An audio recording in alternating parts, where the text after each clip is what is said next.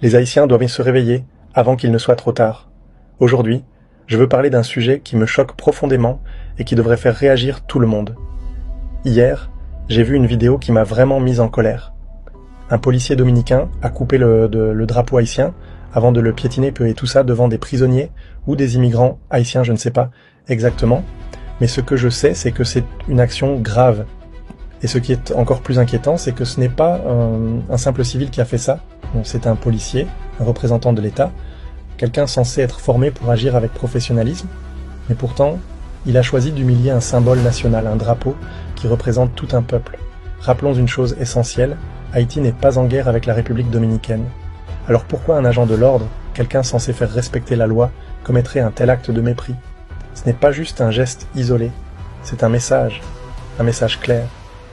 Je ne suis même pas haïtien, mais cette scène m'a profondément dérangé. Parce que ce n'est pas seulement une insulte envers Haïti, c'est un avertissement. Ce genre d'acte ne vient pas de nulle part. C'est le début de quelque chose de plus grand, et si les Haïtiens ne se réveillent pas maintenant, il sera peut-être trop tard après. Il est temps de se poser la vraie question. Pourquoi cette haine persistante entre la République dominicaine et Haïti? Pourquoi cette tension existe-t-elle encore aujourd'hui? La vérité, c'est que l'histoire joue un rôle énorme dans cette situation.